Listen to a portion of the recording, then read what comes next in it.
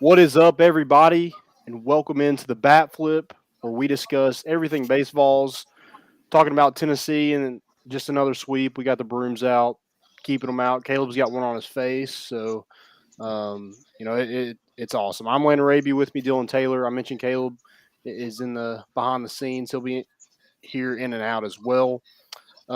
Tennessee just continues to prove why they're the best team in the country. They don't have to get it done. They don't have to mow everybody down on the mound every single game to win games. They're not a one trick pony. It's not live by the three, die by the three. It's Tennessee's balance. If starting pitching struggling a little bit, hey, we got one of the best lineups in the country too. So, I think that's what makes them so good is how balanced they are. 12-0 in SEC play, the first time that's ever happened, ever, not just Tennessee, ever, in any team. So, seven sweeps already this season. I think that ties a program record. And we got 2 months of baseball left. So super excited for that. Let's get into it. If y'all have any questions, drop those in the chat. We'll be happy to get to those. Dylan, what did you see from the Vols this weekend? Is this the best team of all time? Are they on track? I mean, It's got to be SEC wise, asked. Yeah. how can you deny it at this point? But I mean, I honestly I think this is the most competition we've had all year. I mean, besides the one game at Texas, I mean, ever since SEC play started, I think Missouri was very underrated. If they wouldn't have done the crap with checking the bat again, I would have really highly respected them. I still do from a playing standpoint, but I mean, I think they're 18-11 now, 18-10 after we swept them, and Yes. I don't think that record is very. Uh, I think you'll see them make some noise for the rest of the year. I mean, they look twice as good as Ole Miss did, if I'm being honest. Now, I mean, maybe that's just a time of the season right now, but I tip my cap to them because I mean, I there wasn't.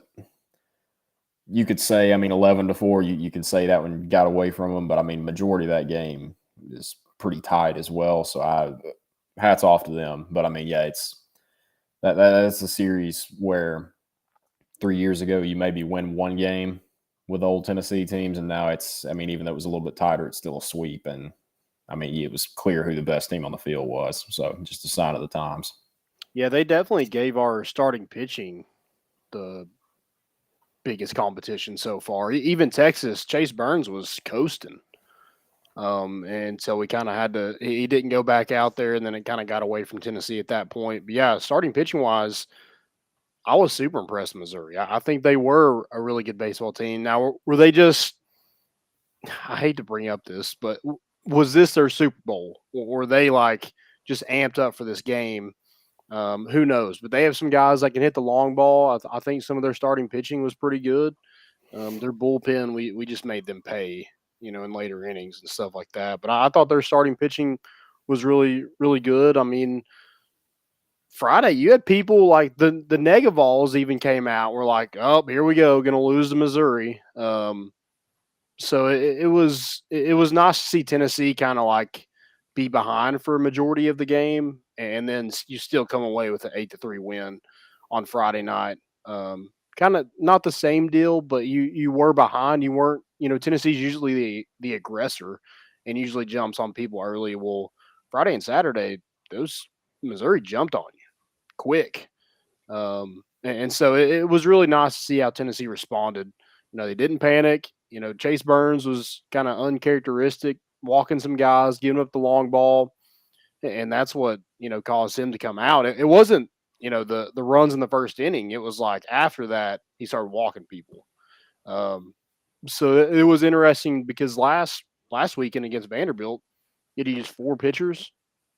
I think he used seven in Friday night's game. So it was just an odd thing, something different that Tennessee faced, and they took care of business. I think it was just the first time all year that you don't want to say expect. I mean, when you're number one in the country and you're this good, you expect to get everybody's best shot. I think that's the first time this year it's actually happened, though. I Mm. mean, that the South Carolina, Ole Miss, Vanderbilt. I mean, I don't think any of them we really got. it's tough to say if we really got their best shot because I think we're seeing a down year from each of those teams. I mean, South Carolina is one of the most confusing teams in all of sports, but 100%. Ole Miss and especially Vanderbilt just lost to. I mean, Auburn's playing better than anybody expected them to this year, I think, but just got worked over by Auburn pretty good. So it's tough to know if that was their best shot and they're just not as good this year. But I don't think that's the case. I think you'll see both teams kind of rebound as the season goes on. But I think that was the cause for a little bit of the anxiety in the first game. But I mean, personally, that's kind of what I expected coming into the year. Is if you get off to a hot start like that, you're going to get everybody's best shot. You're going to have some career games against you when teams are trying to beat you, and I think that's the first time this year it actually happened, and you still come away with the sweep. So. Yep. All's looking up here. It was a fun weekend. You finally got some good weather on Sunday. Thank God. I was there Saturday and Sunday. Saturday was fun. Caleb got to go with me, a couple guys. We gave the right fielder, Carlos Pena, hell. I feel bad for the guy. It was so bad that he was not in the starting lineup on Sunday. Where have the legends been this year? I feel like I've heard no coverage. Are they there? I mean, you've been there more than I have. So I haven't really seen much of them in the stadium. I know they've been on the porch a couple times. They actually got the cops, the UTPD, calling on them before the game on Saturday. Had to break up they had a crawfish boil, so had to break that up. But apparently, they're on another fraternity's property while they were doing it, so. They're just trying to get close to the stadium. But, yeah, I haven't seen it. It's kind of been like the whole stadium. And maybe I'm just in a different seat, or maybe it's just because there's more people in there than there was back when there was COVID. But it just seems like the whole stadium is just heckling. Like it's not just one section right behind, Ross Kivett last year where they're just, giving Trey Morgan and, whoever's on first base crap. It's kind of the whole stadium doing it. You could hear it on the broadcast. I don't know if you went back and watched or if you could decipher it from there, but all week it's like they had the ambient mics turned up to 99. Because I mean, I think it was the Friday night or Saturday night game. I heard the same old man for at least 7 innings, and that guy sits right below. He like stands the entire game. He stands right below where they do the broadcast. So yeah, you're going to hear that guy. Yeah, he was clear as day. Yeah. Pretty funny, but after a while, I'm like, man, it's at this point the lead's kind of blown open. Like you can relax a little bit. But yeah, I didn't know if the legends were actually there, and they kind of got all the hype last year, and now it's just regular occurrence. Or I didn't know what was going on with them. I hadn't heard from them that much. Yeah, I don't know if they've kind of like monitored them a little bit, but I haven't seen somebody.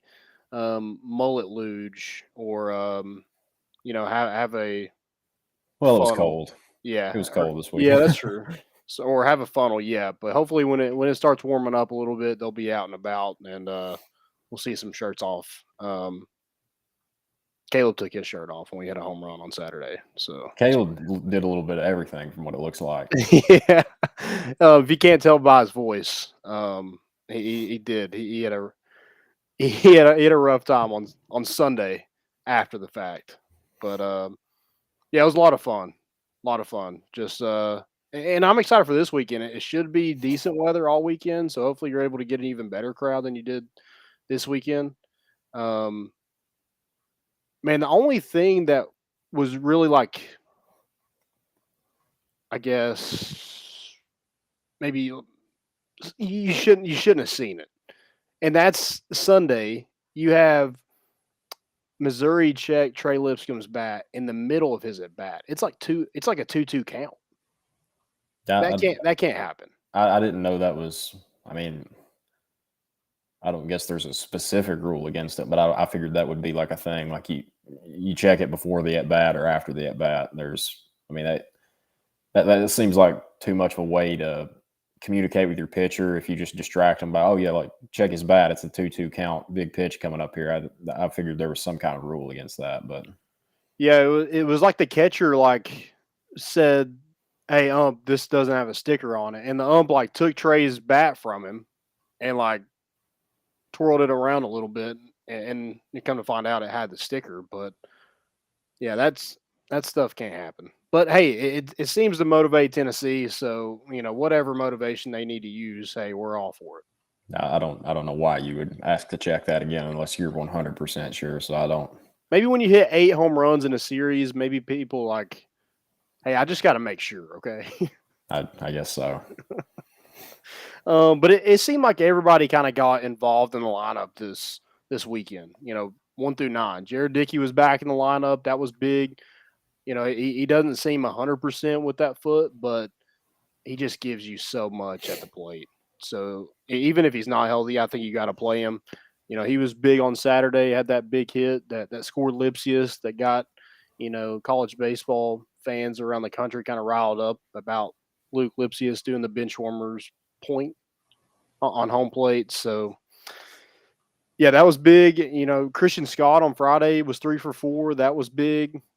Drill Ortega had a double. Also made a couple plays in the field. Trey Lipscomb, 2 home runs. Evan Russell, 2 home runs. We went back to back to back to back on that was Friday night, right? Friday night or Saturday night? Saturday night. It was Saturday. Saturday. Yeah. Because we hit 4 home runs, and the fourth one was the granddaddy. But yeah, I feel like everybody got Luke Lipsius kind of had, almost beat Missouri by himself on Sunday. And Drew Gilbert had a good game. I mentioned Jordan Beck, Mike Honcho, sorry, had the grand slam. Evan Russell had 2 home runs in the series. I mean, just top to bottom, everybody crushed it this weekend. Yeah, I enjoyed seeing the throwback picture of Jared Dickey post weight loss too. That was a nice little nugget. He's they threw in there. unrecognizable. I did not. I mean, I knew he was a little bit heavier, but he was a tree stump, and now he's a professional hitter. I don't know if he was the same back then, but I don't think he's lost any power. So more by not losing any power, more power to you, Jared Dickey. Yeah. Yeah, I think Chad kind of told us like, or I don't know if Tony Vitello maybe told us in his media conference, but yeah, like Josh Elan, I think both of those said it. Josh Elander said that when he was coming out of high school, he was the best hitter in the state by far. But didn't really know where to play him, and just kind of changed his body, and um, you know, found a position in the outfield. So good for him. I mean, even if he's not in the outfield right now, he's Tennessee's most consistent hitter. I think I said it last week. He's Liam Spence. He may be an even more consistent Liam Spence, which I didn't know was With possible. more power. Yeah, I mean he's just, not to say Liam Spence wasn't, because I think he was, but Jared Dickey just seems like the type of player that would, if you shot him in the leg, I mean he's still going to go out there, and he may be limping, but yeah, he's going to go 2 for 3 with a double, and his jersey's probably going to be a little bit dirty when he leaves. I mean he's Mr. Consistent. Yeah, 100%. Let's go kind of game by game and talk about it each day a little bit. So Friday, 2-run shot in the first, you give up. You're down 2-0, and Chase Burns. I mentioned he walked 4 batters in his outing. He had 5 strikeouts, but that 4 batters kind of cost him getting out of that third inning. Will Mabry comes in, gets him out of a jam. He did that twice this weekend. He was super impressive, and been impressive the entire season. Will the Thrill, one of my favorite nicknames, Will the Thrill. And you just pitched a ton of pitchers. It seemed like every single inning you're pitching somebody different. I think one inning you had Sechrist and Camden Sewell kind of, both kind of take on that same inning. But Ben Joyce came in, Blade Tidwell, Redmond, Kirby, just a ton of guys you use out of that bullpen. And that's something you haven't seen from Tennessee really use up, because they haven't had to. But it's got to give you so much confidence, especially in Chase Burns, where you're able to like, hey, I had a bad outing, and we won 8-3. Like, all your pitchers have to have that confidence. Like, hey, our bats are going to take care of themselves. We just got to go out there and do our job. And it's even more big with that being the first time this year that he's really got roughed up. I thought that was massive because now he doesn't. I mean, I'm sure he already knew. I mean, the team was 30-1 at that point. I'm sure he already knew that, he's going to get some pretty good offensive support. But to actually go out there and, hey, I didn't have my stuff today. Didn't get to 3 innings, and you still, like you said, it's a comfortable win. I mean, you had to come from behind to do it. But I mean, that the level of confidence that's got to give him to. I mean, it sucks for Friday night, but I hate to say maybe he's even better afterwards, after that happened, now that he knows, like, hey, maybe I can pitches where I was trying to nibble on the corner a little bit. I can bring it in that extra inch or two and get even more strikes out of it. So, I mean, I'm sure he didn't enjoy it then, especially seeing how competitive he is and hearing how, every start is Game 7 of the World Series to him. So, but I think in the long run it'll help him because, we haven't not scored once this year. So, it's massive. Yeah, and the kid's a pro. Like that's not going to happen very often where he's going to walk 4 batters, give up a couple bombs. So I look for him to bounce back this weekend against Alabama. Later on in that game, you get a huge double from Drill Ortega, tie that thing up. Cortland Lawson comes through with a big single to take the lead, and then in the 8th inning, Mr. Showtime, Evan Russell comes and hits a 3-run blast to kind of end that one, step on their throats, if you will. On a really high pitch too, like up and in. I don't know. It looked like it looked like one of those swings where you just kind of fight it off and it left the park. So it was an odd looking swing, but yeah, I guess the small part comes in handy sometimes. I don't know. Yeah. It did kind of come in handy when because this is the night when Trey Lipscomb in the 5th gets you on the board with a solo shot. Maybe you got some help from the fan, maybe not. There was a hat involved. What was your kind of thoughts on the home run there and the review and kind of all that nonsense? I'll give the morons that say it's you play in a small part. I'll give you a couple from this weekend. Okay, like you get maybe 2 out of what 81 on the year or something like that. So that's my main takeaway from it. We're going to keep hitting home runs. Maybe a couple of them were a little bit. I don't want to say that they're cheap. No home run's ever cheap. That's anybody that ever tells you otherwise. Anytime the ball goes over the fence, like, you won that. You won it fair and square. There's nothing cheap about it. So I don't know. If we got fan support, that just stakes our claim as the best fan base in the country. So the wind was blowing in too. So that's a normal day. If it was hit on Sunday, that ball's over the porch probably. I seem to recall last year. I've seen the picture going around where the guy just never touched home plate last year. I don't remember who was it. Was it Arkansas? Was it that game or was it in the College World Series?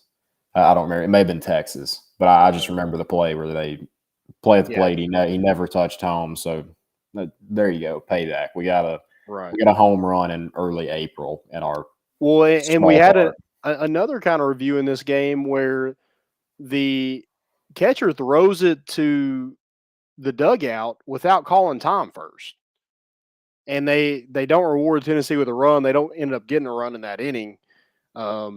So I don't know if that was a makeup call on Trey Lipscomb's, we're going to review it and see what happens. And they deemed it as a home run.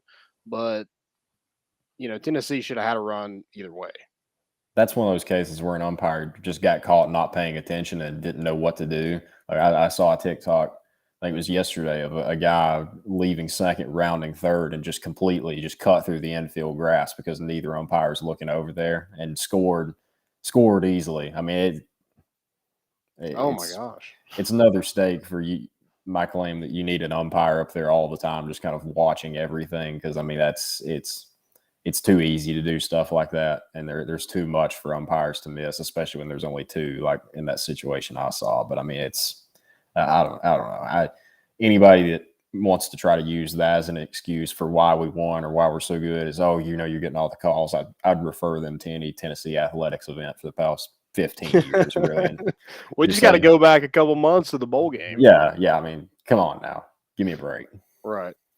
But Tennessee did end up racking up 16 strikeouts. I mentioned how many pitchers pitched in that game. Ben Joyce had 3. Will Mabry had 3.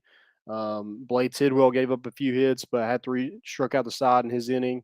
So, I mean, just a dominant performance from that bullpen. And then, Evan Russell just whenever you need a home run, he's going to give it to you. And Jordan Beck, too. I mean, Oh, both of them. It seems like they've been in the program for forever, and it seems like they've always done that ever since they started playing.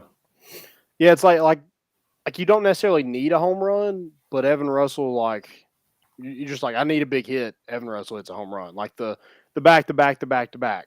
Like he was the third one. You didn't necessarily need a home run. You just want to keep that inning going. Hey, I'm just going to keep it rolling with a home run. No big deal. I call them. It'd be cool if you did plays because it's not you have to have it right there, but it's like, man, imagine if he had a grand slam right here and Right. Jordan Beck grand slam. It's like, oh, that works out. That's the peak of what I was hoping for, and you got there. So good job. Oh, I said right before, and Caleb can tell me if I'm wrong, but I remember saying this. I was like, throw him another fastball. And then that next pitch, he threw a fastball. It was kind of low. He kind of golfed it out of here. But when you have power like that, it doesn't matter. And he was sitting on it, too. You could tell he was. And then after the game, I think he had the quote that something about, which just tells you how smart they play, is like he noticed that they were going fat. Whenever they went, I think he said whenever they went first pitch breaking ball, they were immediately going back to the fastball next pitch, I think is the quote he said. So he knew it was coming. And I mean, it was obvious because it did not stay inside the park. It wouldn't have stayed in any park. No. Oh, but poor old Lindsey Nelson, it's the only park it might have stayed in is Fenway. It might have hit the green monster because I mean it was lined. Ground rule double, it would have left a hole in it. So yeah, that's right. Yeah, it would have broken that whole scoreboard in the bottom of all that. But Saturday, kind of the same situation. Go down 2-0. They hit a couple solo shots on Dolander. Dolander did kind of find a rhythm a little bit, and you kind of went back to back those first couple innings where they took the lead first, we took it back, they took the lead again, and then Dolander 10 Ks in his I think 7 1/3 innings, no walks, I think 7 hits, but I mean 10 strikeouts. For you to start like that and to find yourself, I think that's just super impressive. More of what we've seen all year from him. I mean, I think we talked about it last week. Even after the couple bombs, it's like he just doesn't remember it. He's next pitch, he just goes back to whatever he wants to do, and he's going to make you hit it. And if you beat him, great. But he's not going to go back. He's not going to step back on the rubber and let that change how he's going to attack you. He has a plan, and he's not changing it. Right. Yeah, and then they had the lead going into the 6th inning. They load the bases. How do you load the bases when Jordan Beck's on deck? Like you got to find a way to get an out. You can't let him go up there, or Drew Gilbert too. So I guess it's a lose-lose. Like if you pitch around Jordan Beck, even just give them a run, you got the Grand Slam king and Drew Gilbert comes up next. So good luck. If you're kind of rationing for damage control there, I'd propose 2 intentional walks and just. Well, then you got one of the best hitters in the country, and I feel like this whole thing with the lineup, you could say, well, I'll take the L here, give me the next guy, and you're like, well, let me fold again, give me a new hand, and there's the next guy. So yeah, just wave the white flag. I would kind of do like I think the pitcher did Sunday.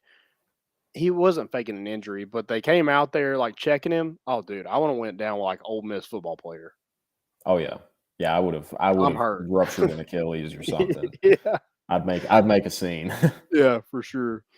And then we tacked on his grand slam. That was just disgusting. And then you tacked on a few more runs. Jared Dickey hits a single and drives in 2 runs, including Luke Lipsius and his little doink on home plate, which got fans riled up. And I don't get it. Like you say like like people aren't playing. Like baseball is kind of a pastime where like not a lot of kids are playing that anymore. Like it's not as huge as it used to be, and I think a lot of that is people don't think it's fun. They get kind of burnt out on it. If you're playing with some emotion, some personality like that makes kids want to play baseball.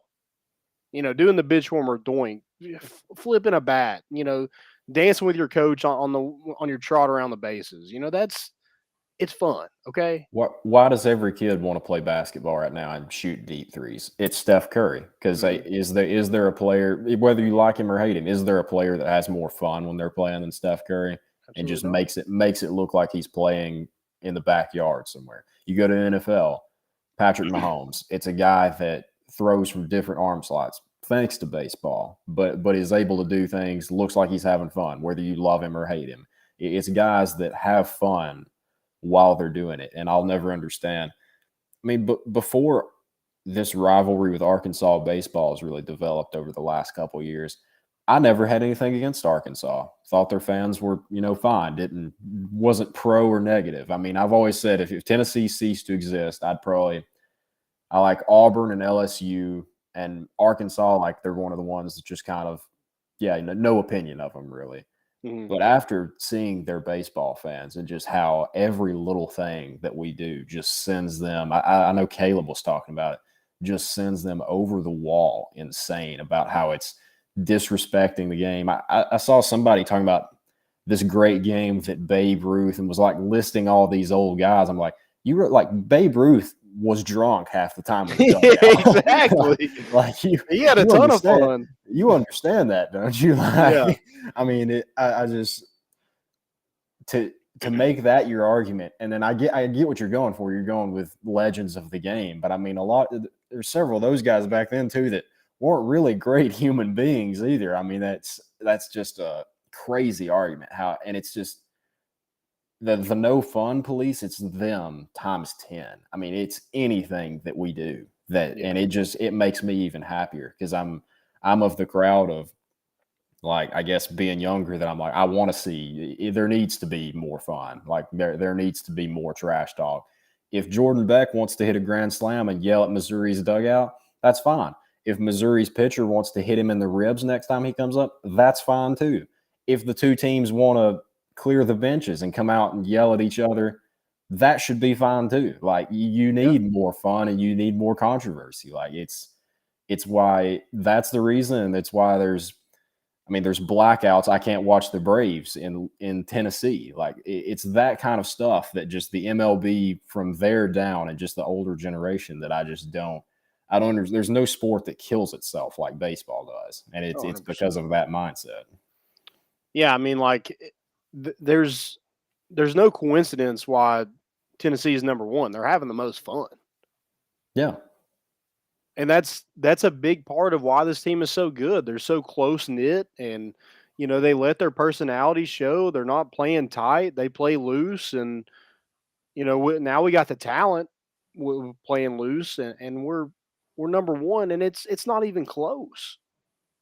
Yeah, and I mean it's just I think it was either Luke.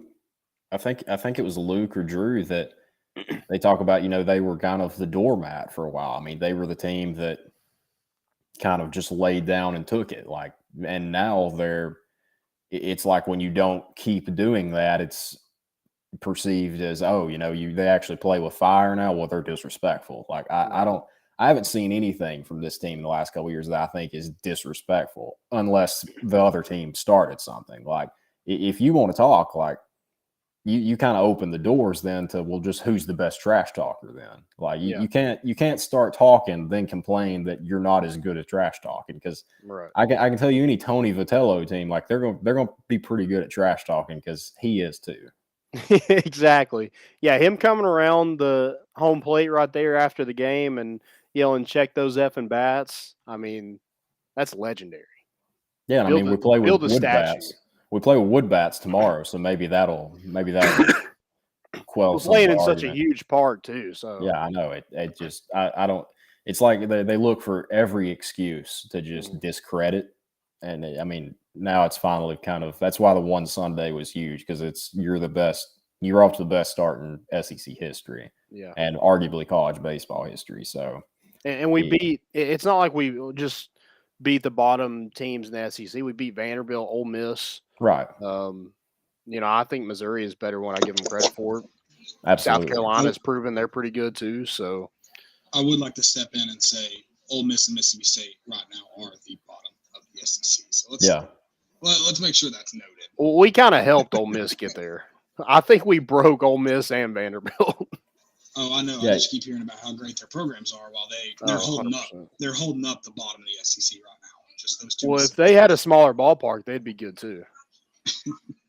If your argument is that we were beating up on Iona, who, they've lost 33 games in a row, okay, you have an argument. But I mean, you're 12-0 in the SEC.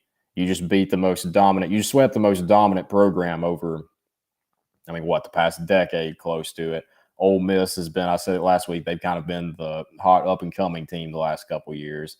South Carolina's had success over the last few years. Missouri's a better team. They're going to wind up with a better record than a lot of teams that are perceived to be better than them this year. So at this point, you can't do anything else. If they want to try to discredit you, you just go out and keep winning.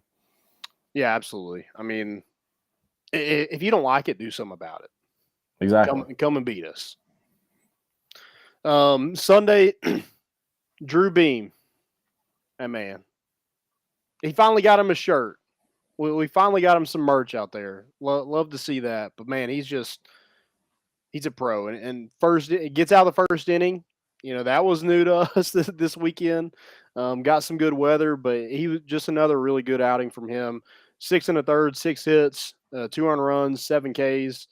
And, Luke Lipsius just took it upon himself he's like, I'll just get the sweep myself. I'm 35 years old. I might as well do something around here. And, that first one he hit took him dead center. That was a rocket. And then kept carrying. Yeah. And then the next one was even a big, it wasn't as far, but it was 109 off the bat. It was 3-0 Luke Lipsius over Missouri at one point in the game. I know they came back and scored a couple runs on us, and thanks to Drew Gilbert's double that scored Jordan Beck, and kind of ended up being the run that won it for us. But it was good to see that kind of Tennessee had the lead. They make it tight. How do we respond? And we got Will Mabry coming in there, shoving it, getting out of the jam. And then you got Redmond Walsh slamming the door like he always does, his 5th save of the season. So just another good win. Again, like I know Missouri is going to be probably near the bottom of the SEC, but I mean, they showed that they played us better than Ole Miss, Vanderbilt, and South Carolina did. I'm not as convinced that they're going to be. I mean, they'll be probably bottom half, but right. I'm not as convinced that they won't. I'll put it this way: they're going to be a thorn in somebody's side. That's for sure. Yeah, in a tournament where it's one game take all, something like that, or you have little margin for error, I wouldn't want to play Missouri again. I'd rather play Ole Miss, South Carolina, or Vanderbilt than them, right? Just based off what we've seen the last few weeks. Now in a month, maybe that changes, but as of right now, they're the one team that after the series, I'm like, I'm kind of glad that one's over. Yeah, Josh Day, that dude's, I know we hit a lot of balls at him. It seemed like we barreled up a lot of baseballs this weekend, and a lot of them went right to somebody because we didn't have just a ton of strikeouts. So yeah, they did play pretty well. Josh Day, I made the joke that John Doe was taken. That's how we got Josh Day, but he was a really good player for them. Luke Mann's another one, broke his bat on a home run, or it was at the warning track. It probably should have been a home run, but that was the last swing in that bat, I guess.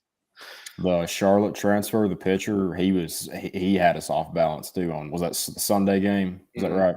Yeah, he was pretty filthy. Yep. So this weekend you get Alabama, who is hot right now. Got a slow start to the year, slow start in SEC play, but they've won 6 straight. They took 2 or 3 out of Texas A&M one Saturday and Sunday, won their midweek game, and then swept Ole Miss at Ole Miss, just like Tennessee did. So, they're a team. These two teams have some history. In Hoover there was that controversy. When we got called out for breaking up a double play, they said our hand was in the air. Whatever. But we came back and run rolled them a couple days later in Hoover, so all is well. But they're 4-7 on the road, so I don't know how. I know they won 3 of those games this past weekend, so maybe that's nothing, but that is something to look forward to. Only 3 guys on their team have a higher batting average than 300. Tennessee has like 7, so I thought that was pretty interesting that none of them have just like I think the top guys like 333. Like it's not anything that really jumps out at you. So I think they've won a lot of close games. I think they kind of remind me of Tennessee was back in like 2019, where they might not have the talent, but they got some dudes, they got some grit, they can run a little bit. They got a guy that has 9 home runs on the year, so they have some power. And, they're just going to make it difficult on you and give themselves a chance in late innings. Yeah, I'm trying to remember their third baseman's name from last year. I know he went to Ravenwood, I believe, close to Murphy's. Zane Denton, yeah. He's got 9 home runs, doesn't he? Is he the leader? Yeah. I hadn't heard how he was doing this year, but yeah, he's a junior now, and I remember last year. I mean, he was good. Mm-hmm. He's been good since he stepped on campus, but yeah, he's going to play professionally one day. I remember thinking last year that he was a guy that next year was probably going to give us some problems. But yeah, I mean, I don't want to say kind of like South Carolina, but you go in 1-7 in road games, and then you sweep Missouri or Ole Miss. So I mean, I don't really know what to make of that. I mean, did Ole Miss reliever talk trash about them too and fire up Alabama?